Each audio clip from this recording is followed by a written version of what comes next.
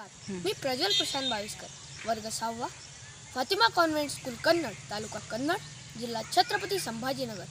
मी संस्कृती संवर्धन या स्पर्धेत तिसऱ्या गटातून भाग घेतलेला आहे. माझा पहिला श्लोक मूर्खाची 5 लक्षणे यांवर आधारित आहे. तो असा की मूर्खस्य पंचचिन्हानि गर्वी दुर्वचने तथा हठी च प्रियवादी च परोक्तम नैव मन्यते. म्हणजे मूर्ख कुणाला म्हणावे? ज्या व्यक्तीत हे 5 अवगुण पंचचिन्हांनी दिसतात त्याला मूर्ख म्हणावे. गर्व करणारा माणूस मूर्ख ठरतो. दुर्वचने, स्वतःच्या मुखातून अपशब्द काढणारा माणूस मूर्ख ठरतो. हठी म्हणजेच हट्टी, स्वतःचेच खरे मानणारा माणूस मूर्ख ठरतो.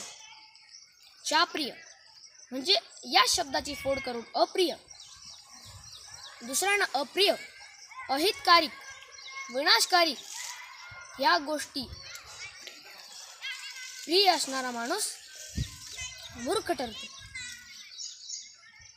आणि 5वे लक्षण म्हणजे परोक्तम, दुसऱ्याचे नैव मन्यते, न ऐकणारा, म्हणजेच गर्वी, दुर्वचनी, चाप्रिय, हट्टी आणि दुसऱ्याचे न ऐकणारा हे अवगुण युक्त माणूस मूर्ख ठरतो.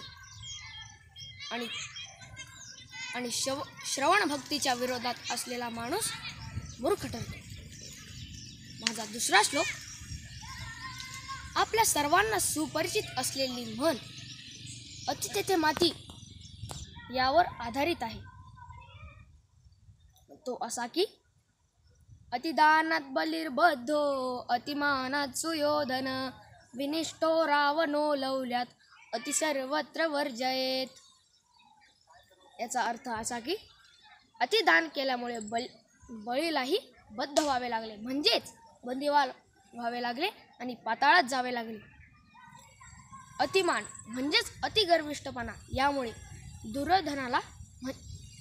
सुयोधन म्हणजेच दुर्योधनाला या जगाचा निरोप घ्यावा लागला. सत्ता, संपत्ती व भोगविलास याच्या लालसेने रावणाचाही नाश झाला. म्हणूनच अति तेथे माती या उक्ती समान अति सर्वत्र वर्ज्य उरते. धन्यवाद.